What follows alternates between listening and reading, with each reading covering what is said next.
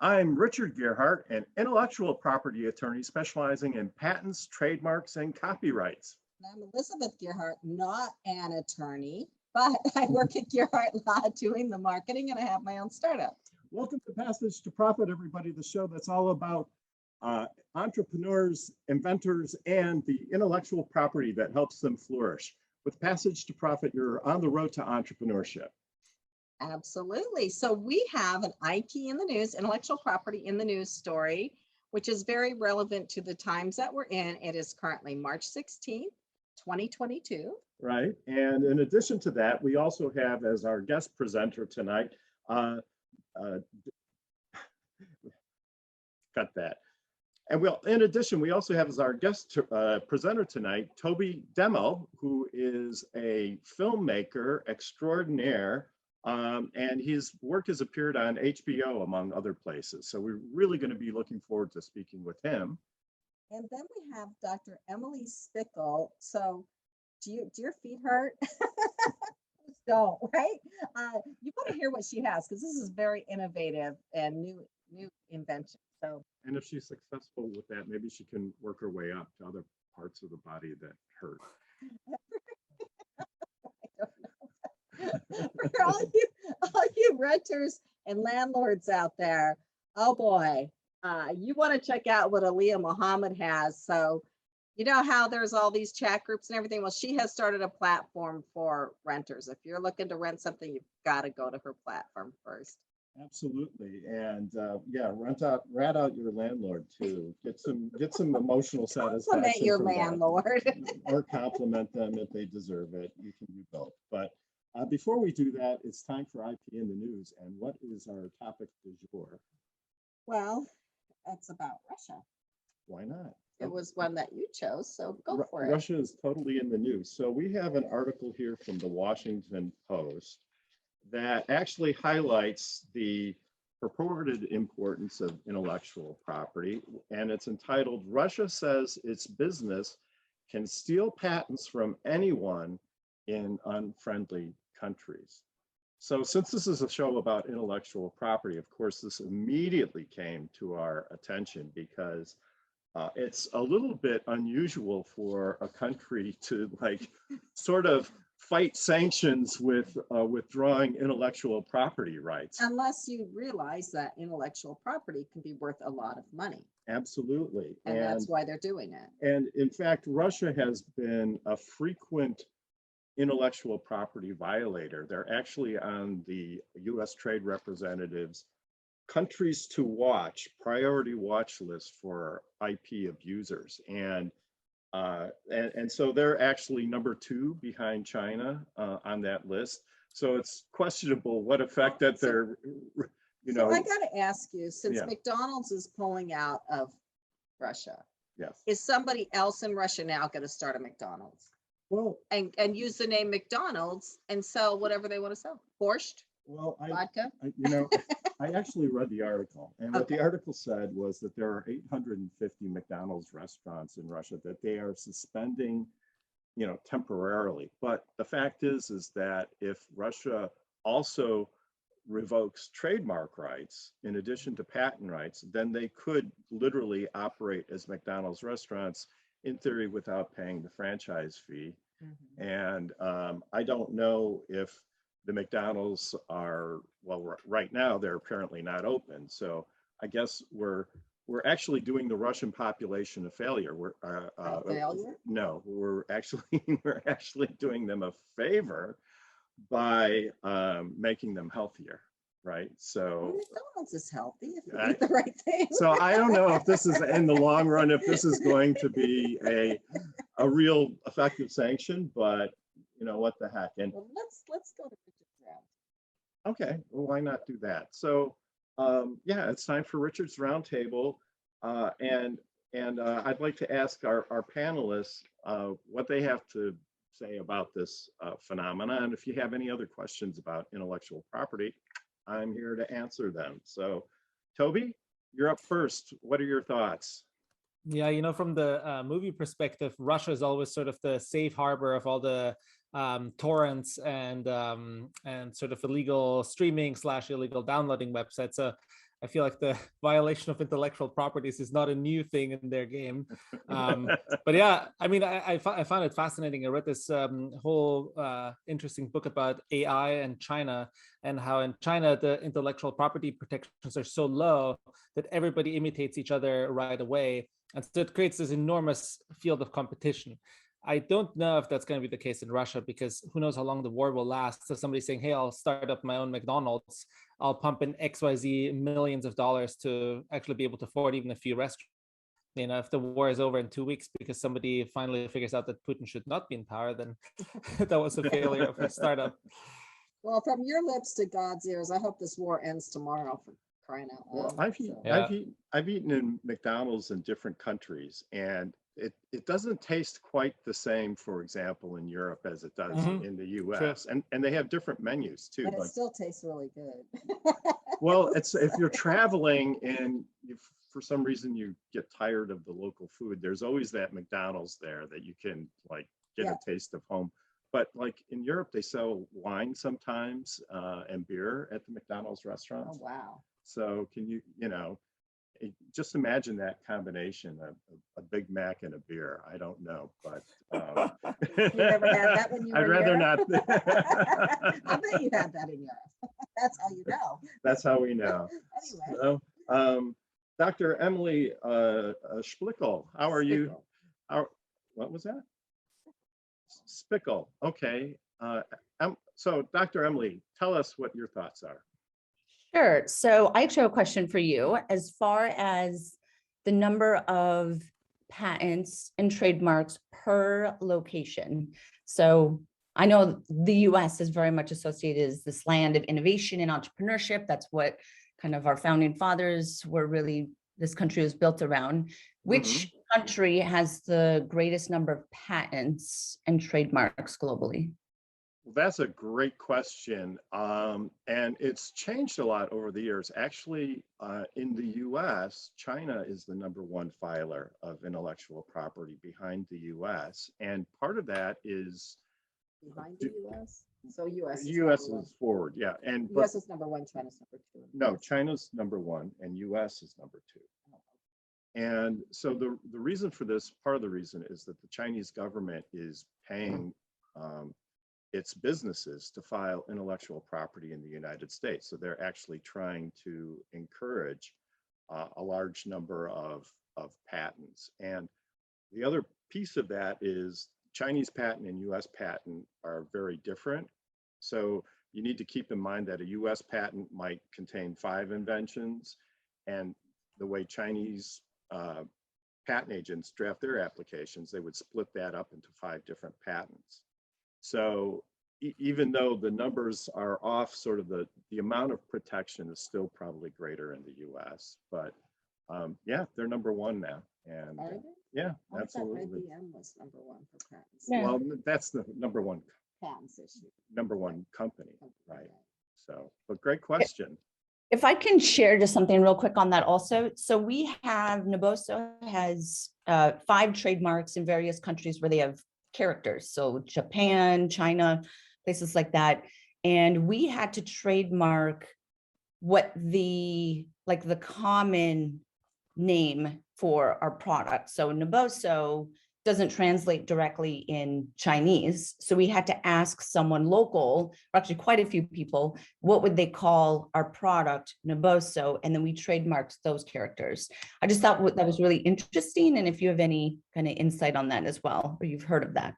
Right. Well, absolutely. That's really important that you get it right in the local language if you're planning to market your product in the local language. So English is a bit ubiquitous in that it's pretty well spoken. So a lot of marks hold up pretty well internationally. But if you're going to market it in the local language, then you have to file your mark there. So. And there are some funny stories about people that choose a word that means something nasty in another language. They don't realize it.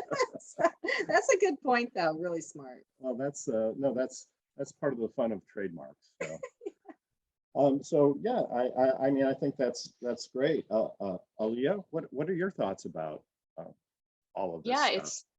It's interesting to see that, Russia or other countries can make this decision that can threaten other people's intellectual property. I think it goes to speak to, entrepreneurs to sort of be wary. It's, IP is something important, but you really need to establish different types of moats because, unless you're willing to, go down that litigation route, and, you would know more about this than me, and curious to hear your thoughts.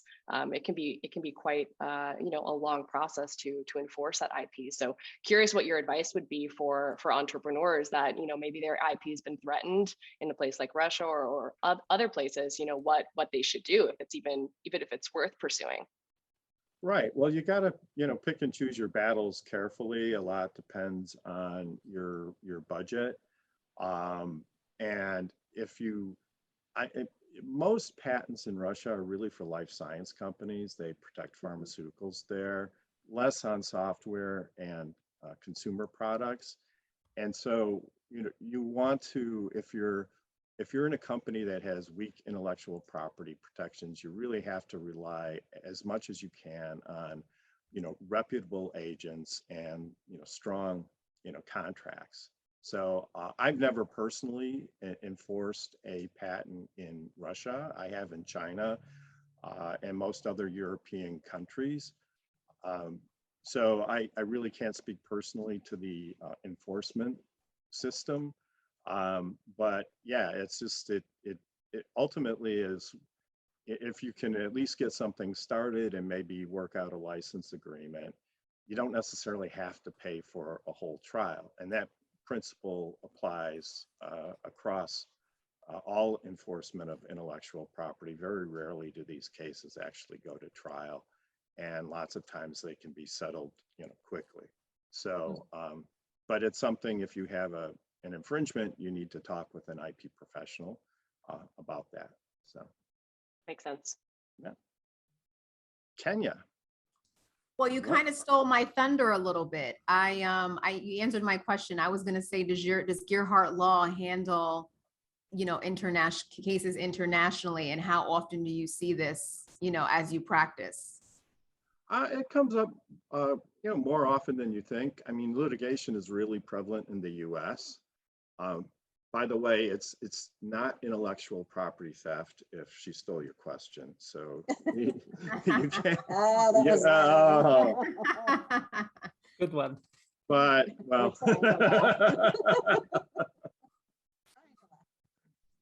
So anyway, but in any case, yeah, it is. It happens more often than you think, and we actually do a fair amount in Europe and a lot of enforcement in China too. I mean, against Chinese entities, European entities, but we try to take the action in the U.S. If we can't, then we'll hire counsel overseas to help us. So there you good. So the IP takeaway for our roundtable today is, if you have patents in Russia, kiss them goodbye until the war is over, and just be wary of doing, when you do business in countries that have weak IP laws, you just need to take that into account from a business perspective, right? Well, and if there's one person who can unilaterally make that statement of your money's no good here. Yeah. Yeah, that's pretty tough. I think larger companies are going to be most affected by this. But in any case, we'll be back with more Passage to Profit. We have to take a commercial break, and we'll be looking forward to discussing all things film with Toby Deml coming up next. Welcome back, everybody. Passage to Profit, and our next guest, I have to say, when I started the program today, I was a little nervous because we have Toby Deml from Prodigium. We have Tony Deml from Prodigium with us this evening, and he is a world-class filmmaker. And so I'm feeling a little bit under the spotlight in terms of. I think he'll excuse us using YouTube. I mean, using YouTube for our stuff and using Zoom to record. I know. It's not quite the quality I mean, we used to, right, Toby? I have looked at his videos and his work, and his company has done such fantastic stuff. I mean, obviously super professional, the camera work, the production, Right. There's a few everything things is I off wanna- the charts. Yeah, you there's know? some things I really want to ask him about. So let's So let's get go. Let's started. get started. So how did you get in the production business in the first place, Toby? Tell us a little bit about your story. Yeah, I started as a teenager as a CGI artist, just in high school, and I'd be like a freelancer and work for different companies, and like, wow, I can make a living on my own with this art stuff on a computer.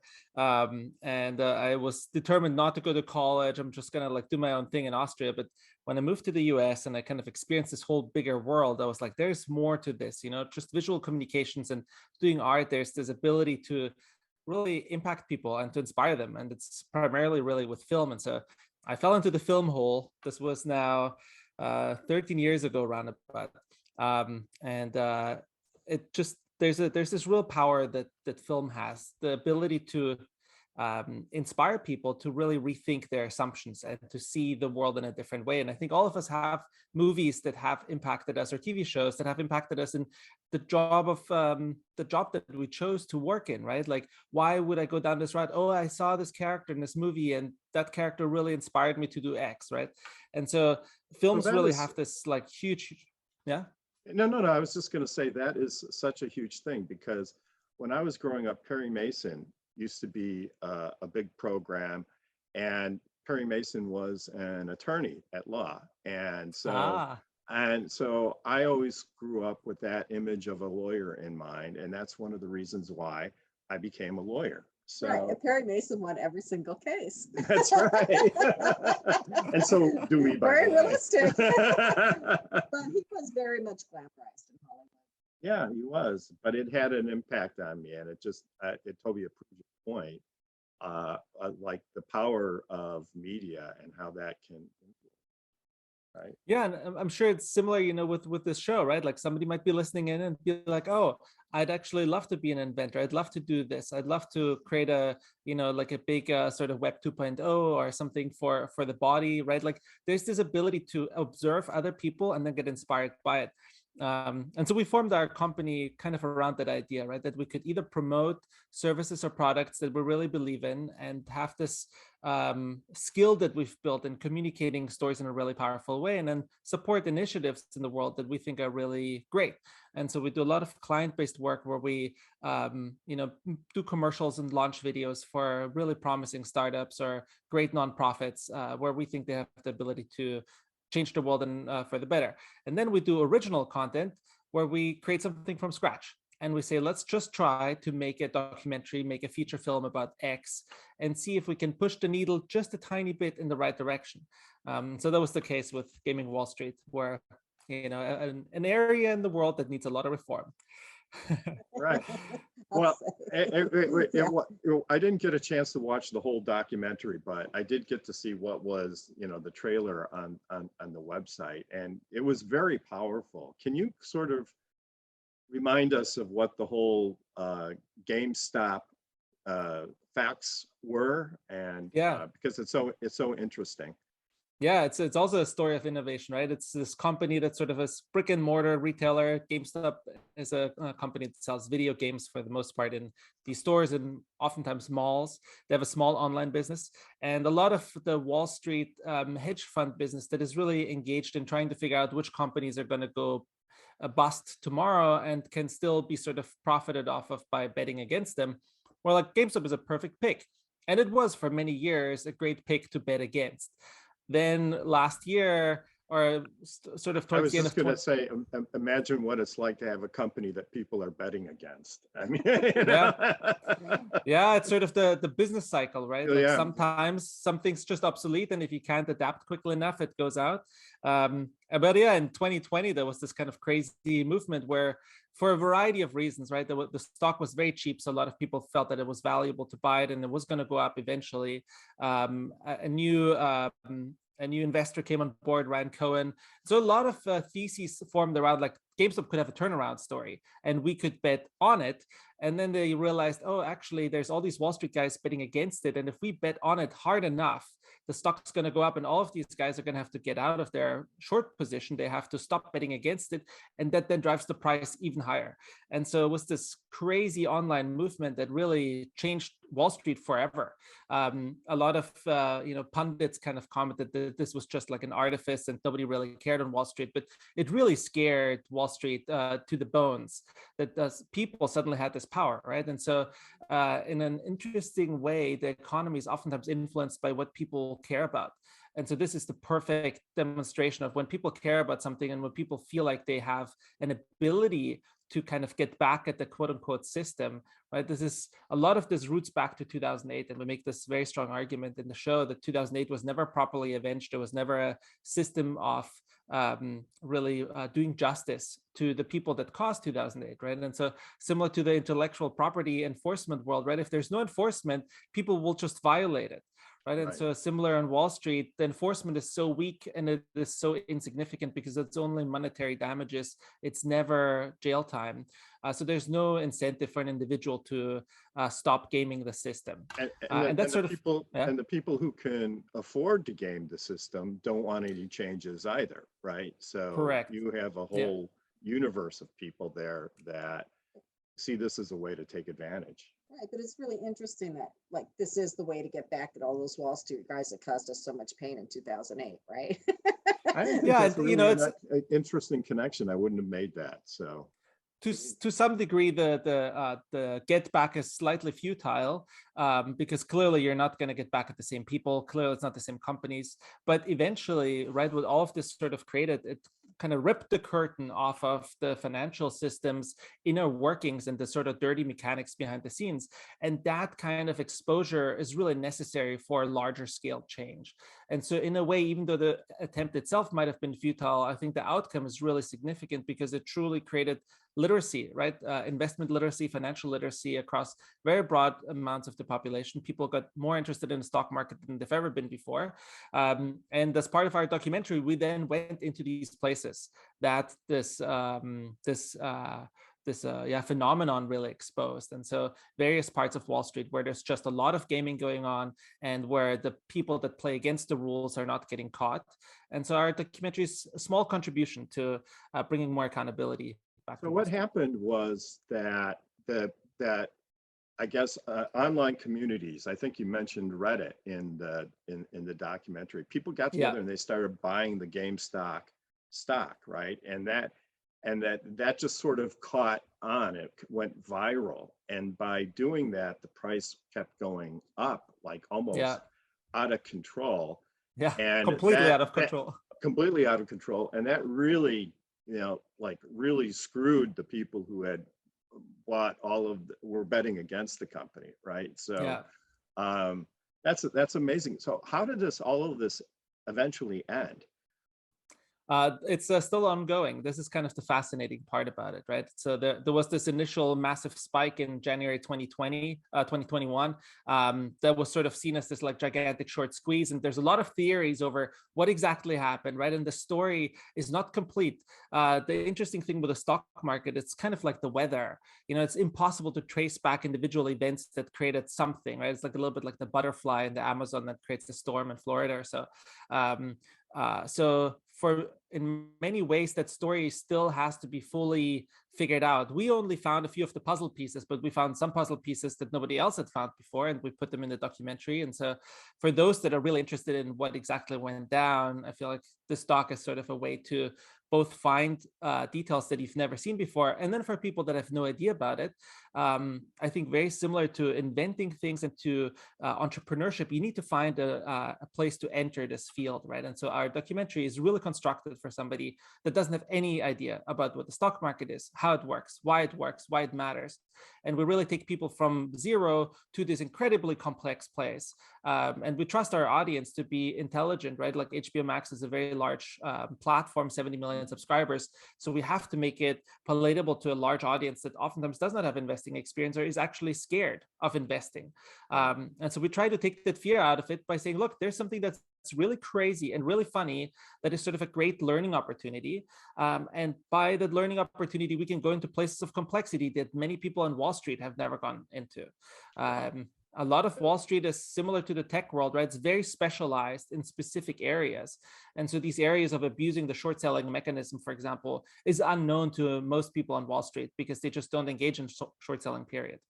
Yeah. Right. So, Toby, one thing that's bothering me right now, I hope you'll pursue this too. Our son just bought a house, yay, which we're very happy about. But guess how much he put down on that house? Guess. 100 grand. No, I mean like percentage wise, percent of his mortgage. Guess how much I asked him for? He's 30 years old. I'd say 15, 20%. 3%. 3%. Right. Yes. Does this sound like 2007 to you? I mean, Yeah, this sounds a little this, problematic.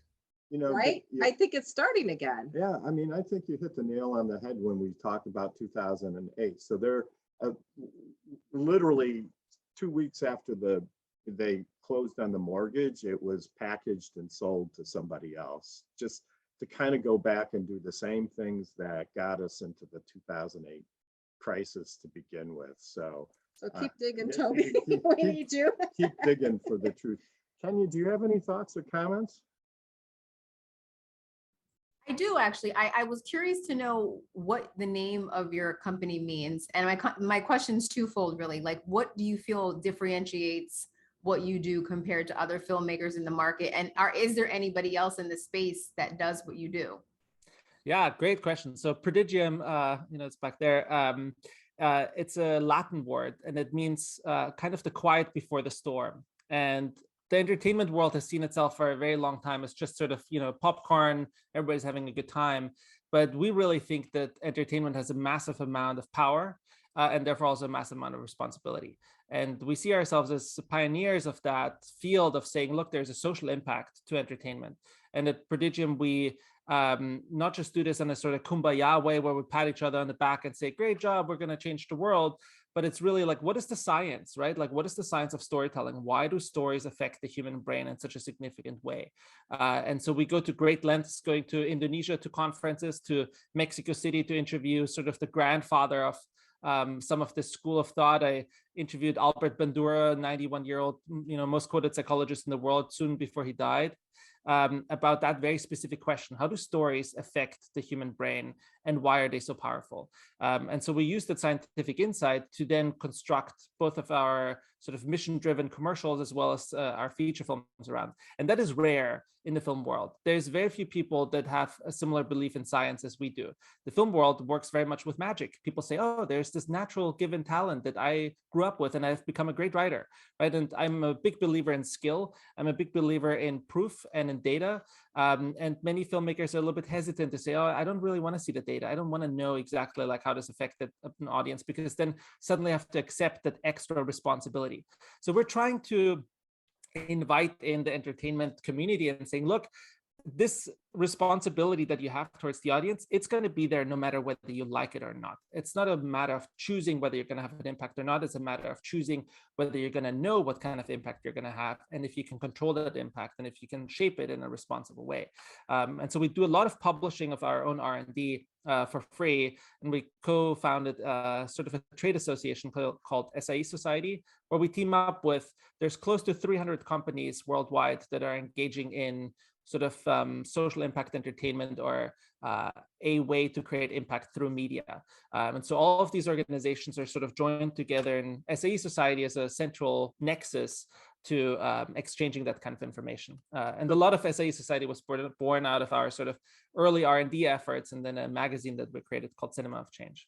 That's great. So Toby, very cool. I'm sorry, go ahead, Kenya. Oh, no, I had one more quick question. So Sure. what you're applying visually using data, can you apply that also in the audio space? Oh, yeah, 100%. Actually, some of the greatest and largest social impact campaigns ever have all been done on radio. So interestingly enough, in many developing countries where there are a variety of issues around, knowledge about health, for example, it's very hard to tell people, here's a pamphlet, please read like XYZ diseases and how you avoid them. It's much easier to actually create a radio play with characters that all experience a world that is familiar to the audience in these countries, and then actually have the audience identify and be like, oh, this character actually reminds me of my uncle. I should talk to my uncle and tell him that he should behave like this character, because otherwise XYZ consequences are going to happen to them.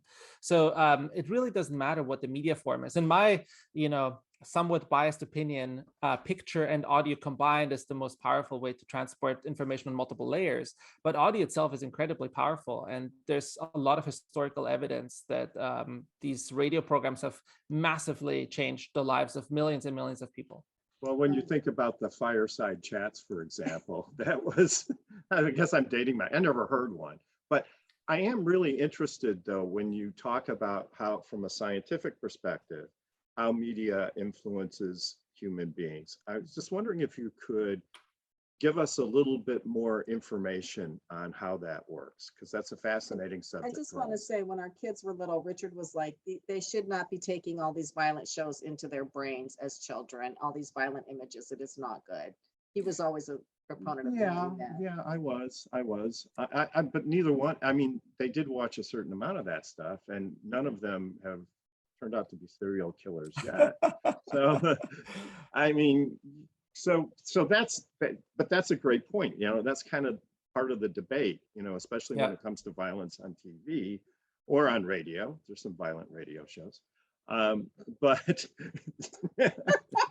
well, Let's just let him answer the question. Let him answer the question. Okay.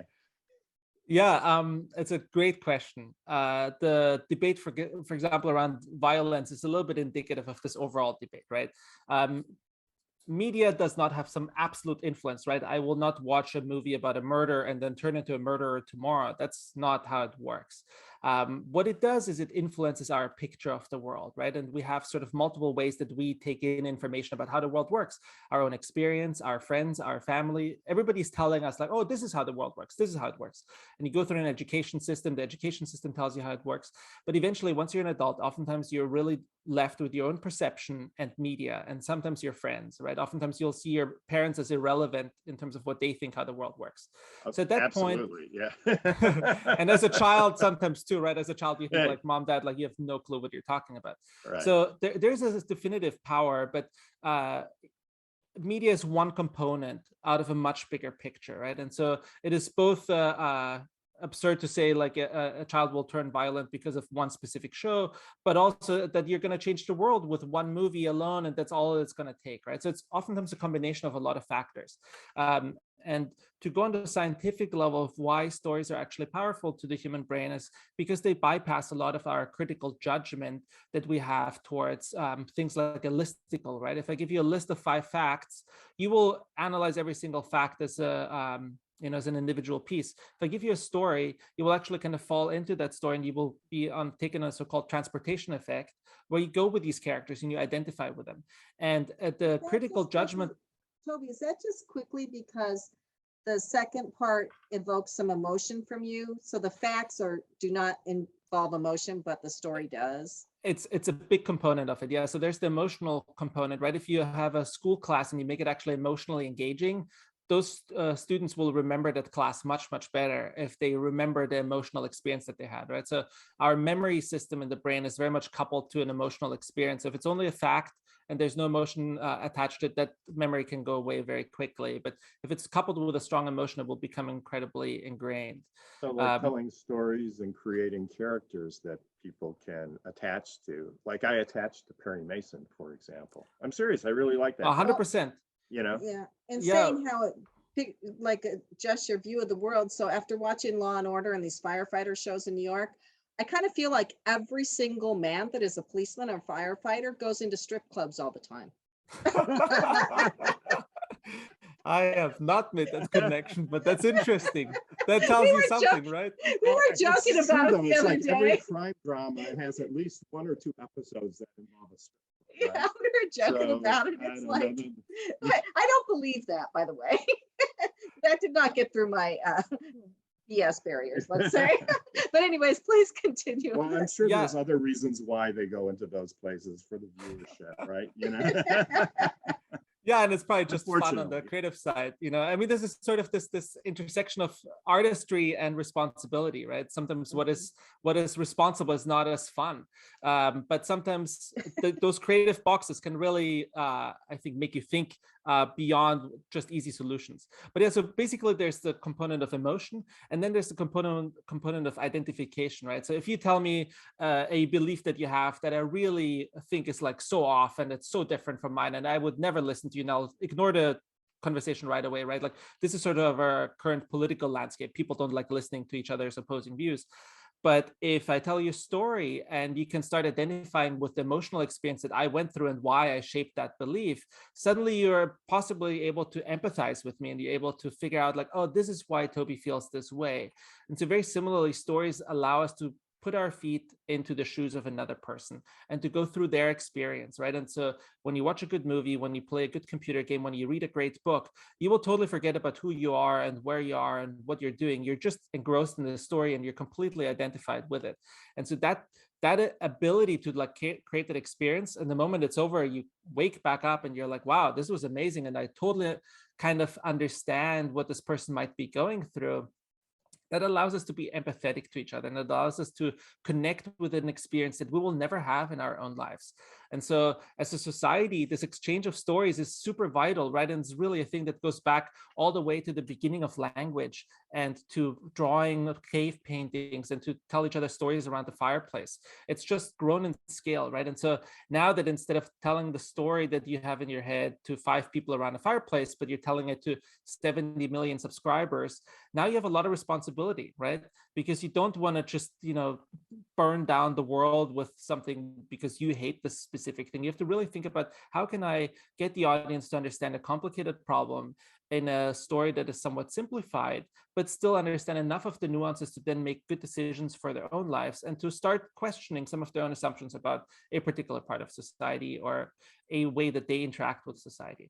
So that And is so the it's- power of the power Media. of media for sure. Yeah. And I agree with you that people who are creators need to be responsible with the things that they put out and try to marry what they do, as much to reality or the truth as they can. But still, you have to make it entertaining and connect with the viewer. So I think there's a real challenge in that.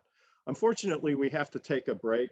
Toby, it's been great having you with us and explaining all of these really very sophisticated ideas It was when very it comes insightful. Your when work it is very comes to insightful. communication. And we'll be back in a minute. We hope you'll stick with us for the rest of the show. And you're listening to Passage to Profit with Richard and Elizabeth Gearhart. We'll be right back after this message. Welcome back, everybody. It's Passage to Profit with Richard and Elizabeth Gearhart. And we just had Toby Deml from Prodigium. I hope I pronounced that right. And he is really a genius when it comes to film production and understanding communication and And the social impact. and the of social films. impact. I really think he's in a good place about what he's doing. But before we go on, it's time for Power Move with Kenya Gipson. Kenya, who's the Power Move du jour tonight? So on Power Move this evening, we're going to talk about Equity Coin founder Vernon Jay, who launched the platform to help thousands of families in need acquire affordable housing. And he's doing this by marrying blockchain technology and affordable housing. And the platform is designed to help people own and have equity. And he's also creating a secondary market called Equity Share, which processes the terms and conditions of the real estate equity contracts on the blockchain, taking the real estate exchange from 30 days down to 30 seconds, which I thought was super impressive. That's amazing. Wow, so you better have your down payment ready when you get started. You want to be pre-approved, right? Right. For those mortgages. So anyway, no, that's great. And so is that available now for people to use, or is It it is. just still in, It is. and where would people go to learn more about blockchain and buying a home? So, They can go to equitycoin.com. all right. And is this sort of a communal purchase, or where people sort of invest in the coins and then that money leads to helping people buy houses? Or is this like you buy the coin and then you get the house or something? I believe it's you buy the coin, you get the house, but I'm not too sure if it's communal or the other way around. So I'm not positive about that, but I know he started as a real estate investor. And he had an experience where he was able to give a single mother who didn't have the ability to afford a home an opportunity to own and have equity. And that changed his whole passion just for people and his whole profession. So that's where the whole concept for Equity Coin came from. That Another is- social impact company. Yeah, Wonderful. that's Yeah. amazing. Thank you for bringing that up for our listeners. And Elizabeth, it's time for Fireside in Review. So I started this company called Fireside Directory. It's a video directory of small businesses. And I have a vision for exactly how I want it to look. And I've been on this peer advisory board talking to the people. And I know who I want to have do my website. I know exactly what I want my website to do. I know what I want it to look like. And the guy that I chose to help me gets it. Like, I think that's the thing, is it's like the most important part, and this guy just gets it. And my peer advisory board, I've been going back and forth with them because they're like, well, you have to be able to communicate to the team from India exactly what you want it to look like. And I'm like, I'm not talking to the team from India, and they're not programming it in India, the person I chose, but I don't have that level of technical expertise when it comes to coding websites. Like, I'm not a programmer. So anyway, I talked to my coach, and I am just going to move forward with the person I chose and quit listening to other people. I do have one person, this man I met who lives in Long Island, who I've never met in person, and he has been helping me. And so he called me up and said, Elizabeth, quit listening to these people and just do what you think is right. So Exactly. I but listened to him. That's such good advice, because there's lots of people willing to give advice on entrepreneurial ventures and how you do this and how you do that. I remember when we first started Gearhart Law, I had an uncle who was a small business man, and he told me, you forget the website. You're never going to get any clients off the website. It's all personal relationships. And we put up a website, and we were one of the first intellectual property firms to actually have a website. This was like back in 2006. And we started getting calls from prospective clients the first day. No, when the SEO hit, I remember when the SEO hit, because things have been like maybe 1 or 2 calls, and then all of a sudden it's like, we got 4 phone calls today. Right, and it was from the website. So I mean, sometimes the conventional wisdom is Not wise. Yeah, I think you should consider it, but you have to go your own way, right? And So I've made that decision. So I'm very happy to be moving forward. very good. So that I said, also want to add super quick, you're also, I believe, the first intellectual property law firm to have a podcast and a radio show. I'm sure of it. Like, I'm pretty certain. Yeah, I mean, think that you're right. I don't know. but that was your idea, Kenya. And when we started this, all the people we knew in the entrepreneurial community in Northern New Jersey were like, are you guys crazy? And they're like, how did you get on iHeartRadio? We're still asking ourselves that question. Yeah, we're like, well, we are crazy. We are. But 3 years later, almost 4 years later, then we're it's still like, here. yeah, we're still here and we're having fun. So We're having fun. we So, did it for the fun of it. But Yeah. anyway, thank you, Kenya, for that. Now I want to move on to Dr. Emily Spickle. Now, I'm not sure that I can actually describe what she has, so she has to describe it, but it is for your feet and the rest of your body too, and it's incredibly innovative. And part of the focus of this show is, well, not the whole focus of the show, is innovation. As you can see, we have very innovative people on here. So please, Dr. Emily, tell us what you have and how it works. Of course. First, I must add that the comments that people were giving you as far as business advice totally sounds like medical advice that people give. When they think that they can treat your condition. I hear it all the time. Yes. I read on the internet.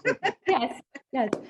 So I'm a functional podiatrist. That's my training. And I am now the CEO and founder of Naboso. And Naboso is a company that develops products to help activate your feet, to help you move better and feel better. So all of our products, from insoles, socks, mats, release tools, we have flooring, are designed with tiny little pyramids across them. So to help you understand that more, the skin in the bottom of the feet is packed with nerves, kind of like your hand.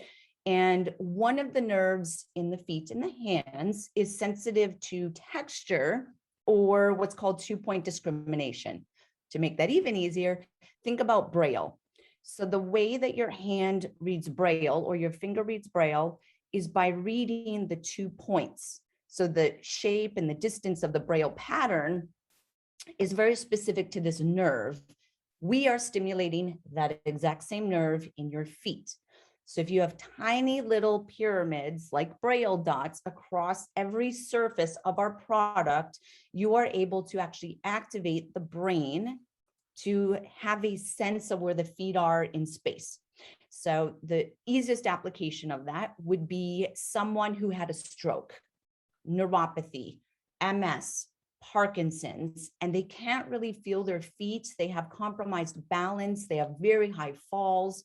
We actually use all of our products in that neurological space, and we help those individuals feel their feet again so they can move better, walk better, maintain independence.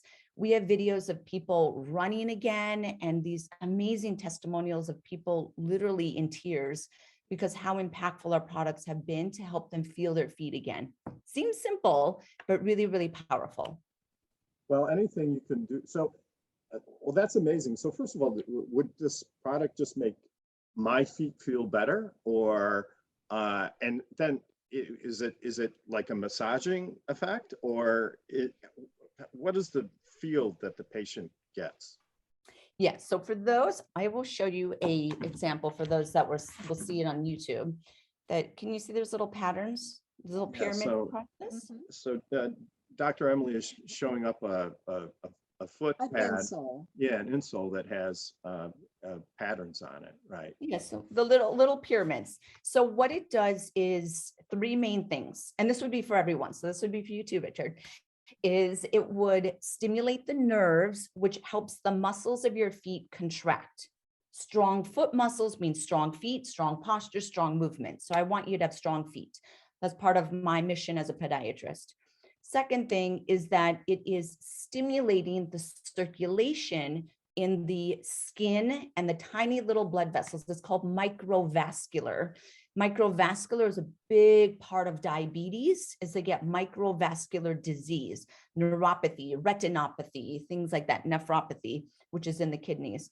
And then the third thing is that you could say it's a mini massage. That's the one that kind of most literal. Yes, everyone. I Yeah. want this right now. Wow, that's amazing. I'm very excited about this because, I mean, I'd like to run, for example, and so my feet take a beating, and I'm asking myself, well, would this, maybe if I had stronger feet, I would be a better runner. I don't, you're shaking your head yes, so I'm assuming that would be the case. Well, 80% of runners will experience an injury at some point during their running career. 80%. That's extremely high. And a majority of that is in the feet. So one of our largest markets is actually the running space. There you go. Okay, and we great. want them to recover. So recovering your feet every single day after a run, or just every day, even if you're not running, actually helps to offset a lot of the injuries that I would see as a podiatrist. Plantar fasciitis, stress fractures, Achilles tendonitis, all of those are actually really preventable. Just mass consumerism needs to understand that. And that's part of what Naboso does, and I do as a brand, is I educate mass consumerism to understand that their feet need to be strengthened, just like every other muscle in the body. Well, I'm going to ask you a quick question, then I want to go to Toby and to Kenya for their questions, but I'm sold. how are you getting the word out and where are you selling these? Are you in any retail stores or doctor's offices or anything yet?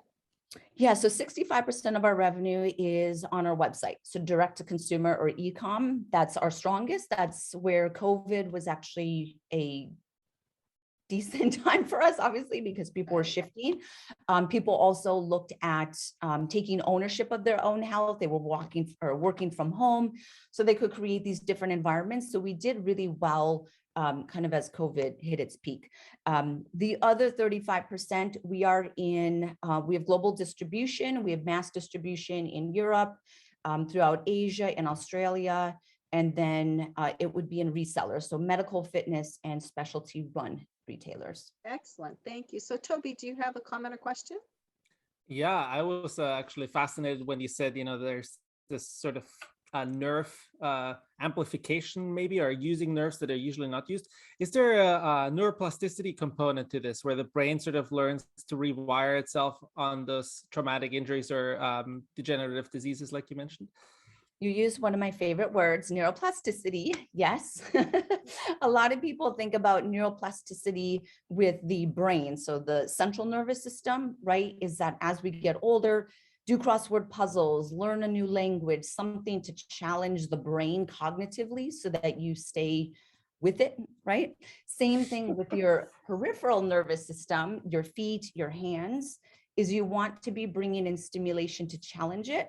I actually am a huge advocate of what I call barefoot baby boomers. So as people start to hit this increasing age, I need them to get their shoes off because of research showing that chronic use of shoes, cushion shoes, actually weakens these nerves. It decreases the sensitivity of the bottom of the feet. So using something like the Naboso insoles or socks, etc., yes, will challenge the neuroplasticity. One of the most fascinating areas is that we actually use our products with spinal cord injuries. So you're talking about people who are in wheelchairs and cannot walk. They're trying to learn to walk again. They will use our products and actually be able to feel their feet. So they just have this central nervous system perspective of where vertical is, where's the ground, and how can I use that to then strengthen posture and then hopefully gait again. Well, that's groundbreaking, if you ask me, but Yeah, it's really interesting.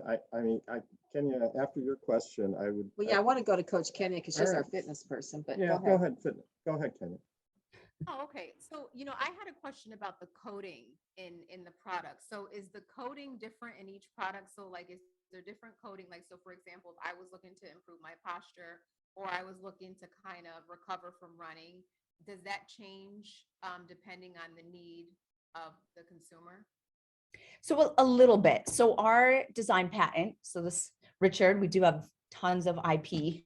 You would love me as a Obviously. client because there's a Our lot of company. We IP should, yes. filed around this. Yeah. So the design patent and also our utility patent is around the specificity of the pattern. So the shape, height, and distance of our stimulus, the pyramid, is very specific to the efficacy that we see.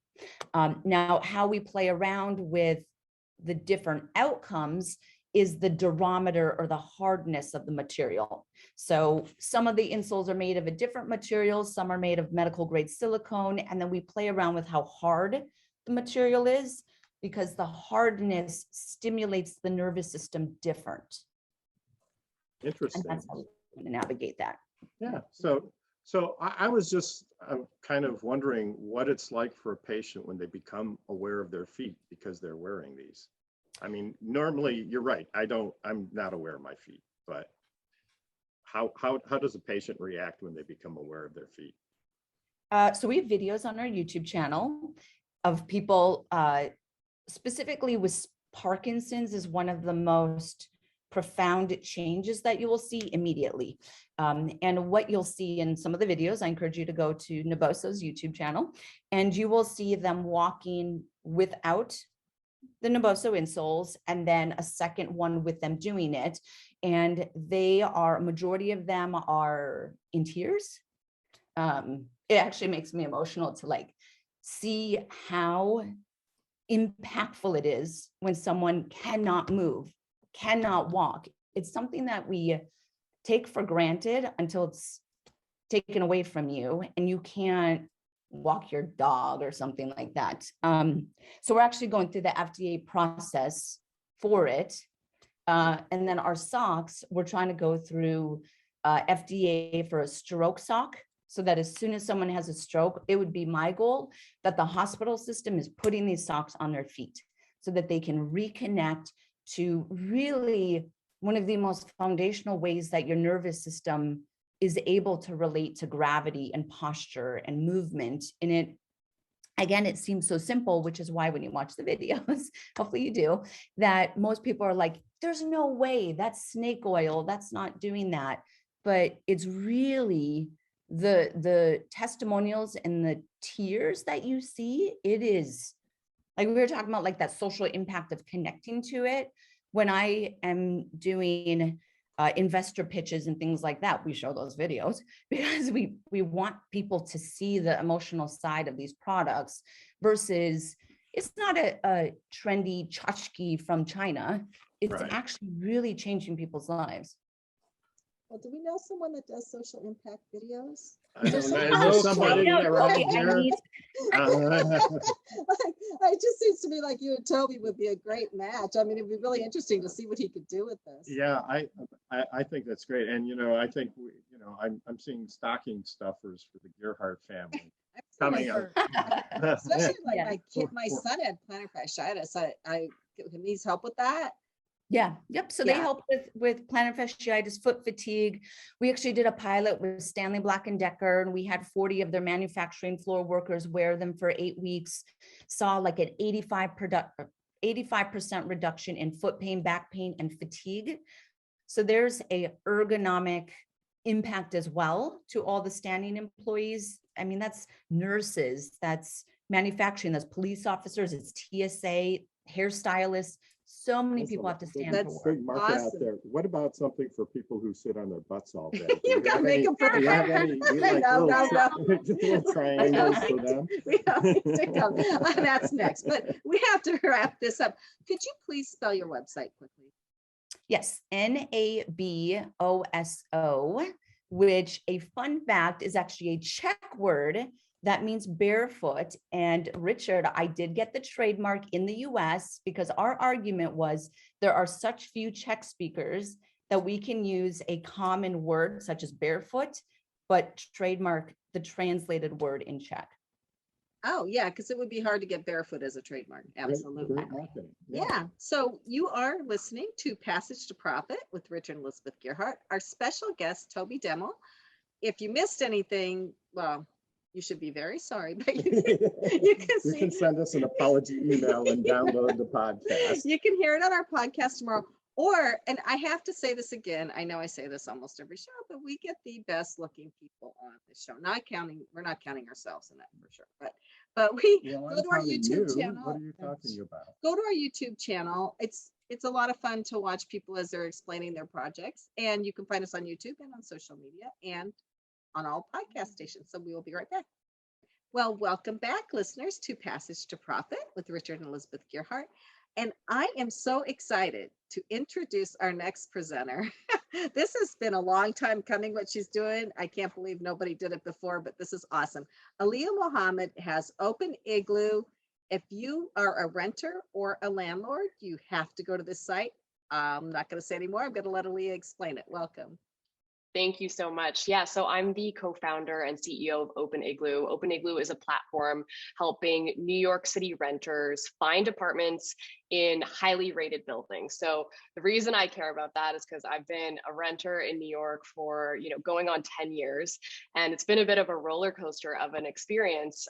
And I wanted to create this platform to help renters do more research on their buildings and landlords. So what the app does is it allows renters to read and share reviews about their rental experiences, but also look at the city data that's associated with their building and landlord. So for example, you can type an address, any address in New York City, you can take a look at the building profile, you can see, are there any open violations, right? So mold, leak, pests.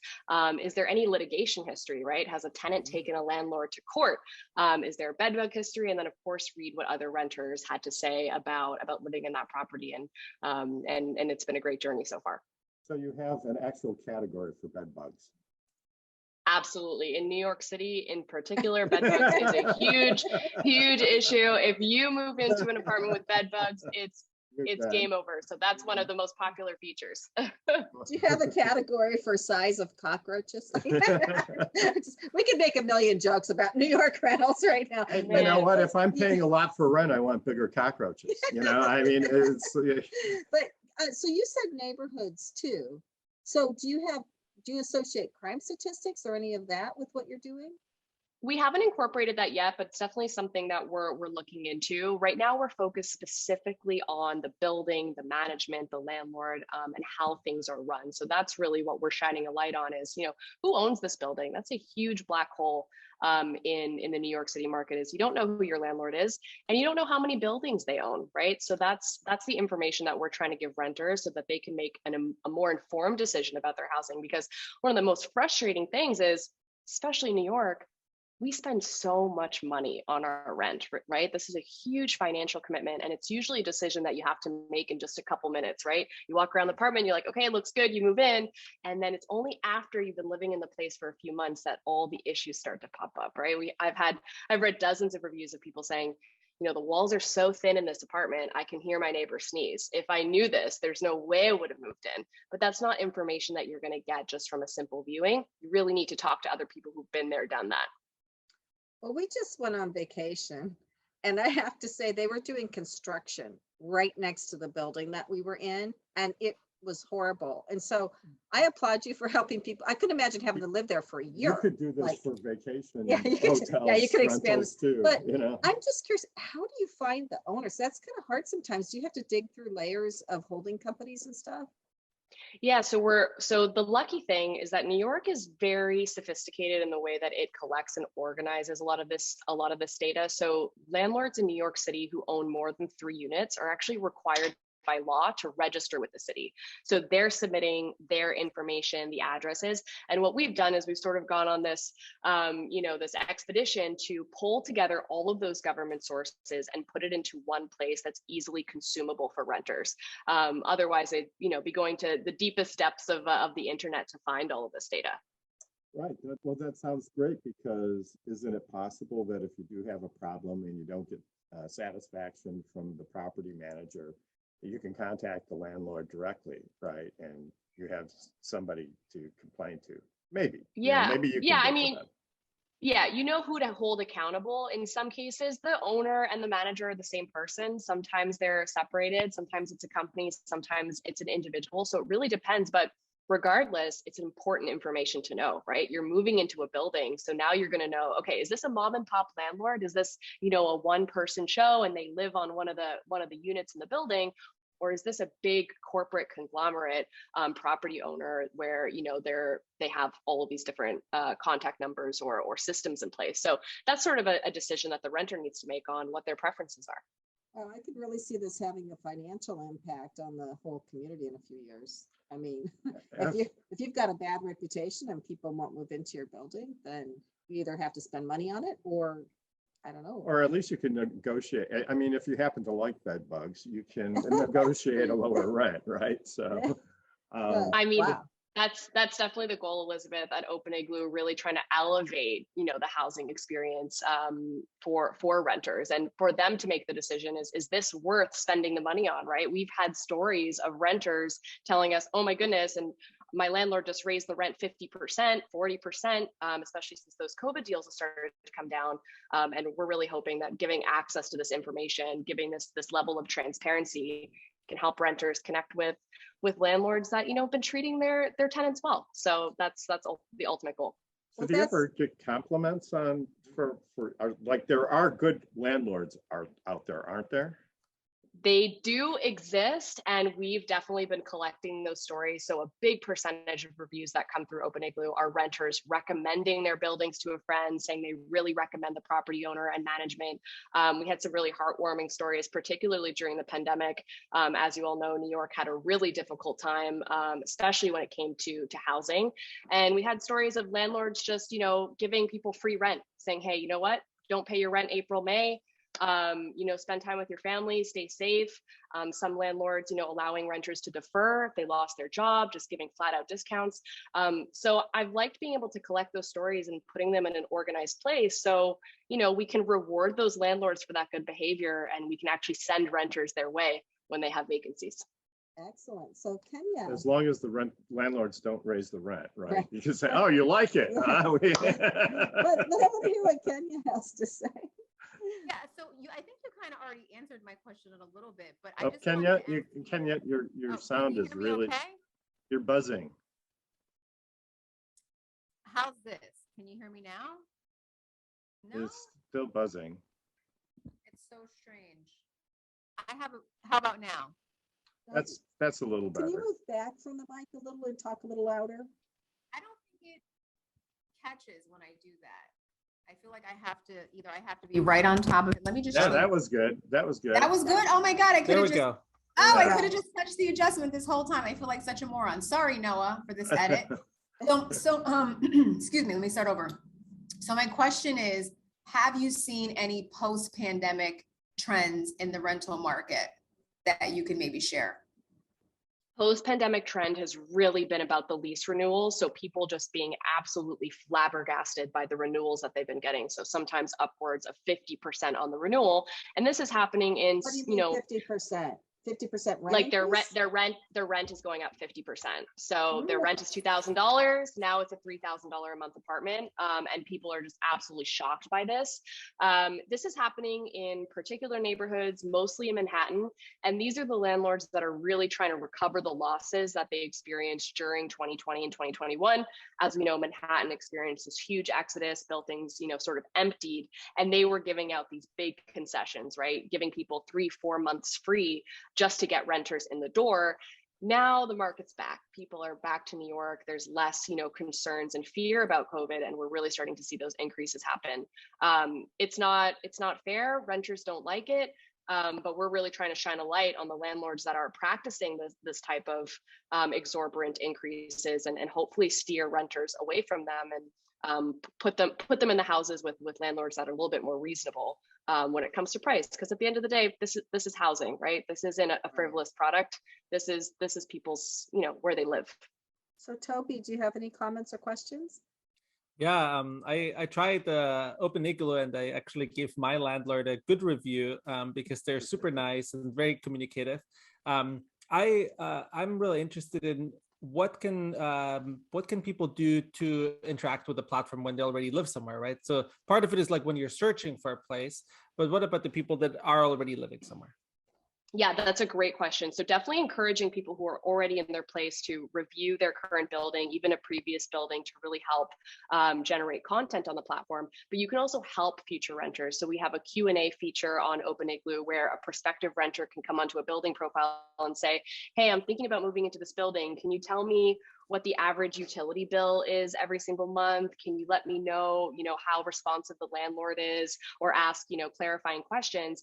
And then someone who lives in that building can actually go on and answer that renter's question in an anonymous way, which is great. So really just creating that platform for those conversations to happen. I just had a call with a renter a couple of weeks ago who said they saw the past tenant's name on the mailbox. So they found them online, sent them an email or sent them a DM to try and get the 411.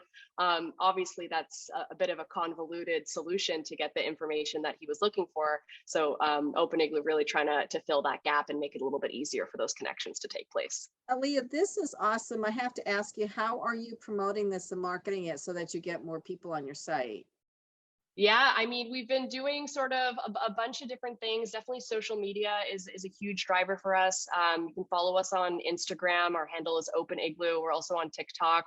And really what we do there is, sharing housing resources and information so tenants can know their rights and do a better job during the apartment hunt and find those highly rated buildings and landlords. But yeah, social media has definitely been a big channel for us. Excellent. Well, thank you. This is really great. So it's openigloo.com. If you're a renter in New York or plan to be a renter in New York, you better go there before you do anything. So you're listening to Passage to Profit with Richard and Elizabeth Gearhart, our special guest, Toby Deml, and we will be right back. Welcome back, everybody. It's Passage to Profit, and we've just had a very interesting show today. Lots of great information and content. Don't you think so? Excellent. If you missed it, go to our podcast, go to our YouTube channel so you can see everybody, because there was a product shown that was very cool. But Right. let's talk about who we had. We had Toby Deml with prodigiumpictures.com. That's PRODIGIUM-pictures.com. And he's helping people make social impact videos. And he's a big film producer. He's done some amazing things in his career. So go to his website if you want to get a hold of him to have him help you with your videos. I'm sure he'd be happy to. And the GameStop story is a game stopper, you know, so really please go and see the film. It's on HBO, and I'm sure it'll be great. Right. And then we had Dr. Emily Spickle with Naboso, NABOSO.com. And this is a truly groundbreaking, innovative product for people's feet. And I can't get into the details. Watch the show, watch on YouTube where she shows the insoles, and it's amazing. Anything for your feet. I mean, Right.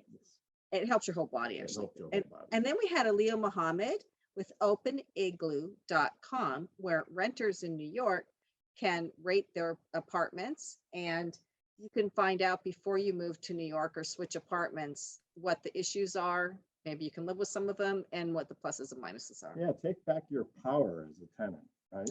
And we also had our media maven, Kenya Gipson, who I will say always is a creative genius, and she works for iHeart, and you can get a hold of her through Kenya Gipson with a P at iHeartMedia.com. Right. And before we go, I'd like to ask Kenya, do you have any parting words of wisdom for our audience tonight? I did. You caught me a little off guard because I was still kind of jotting them down, so I'll do my best. But one of the words that came to me about the show was inclusivity, right? Because we were just talking about so many different things, from, you know, using stories to empower and give people information. And then, you know, with Allia's platform, with openigloo, you know, making sure that people have access, right, to information so that they can make more empowered choices and decisions. And then with Dr. Emily, with what she's doing with her innovation and, you know, foot care, I mean, making sure people feel like they have solutions and they can have a better quality of life. So I would definitely say this has definitely been a conversation around just keeping everyone connected and having options and choices. Well said, as usual. Thank you so much, Kenya. And that's about it for us. We're signing off now. We'll be back next week with another episode of Passage to Profit, so stay tuned.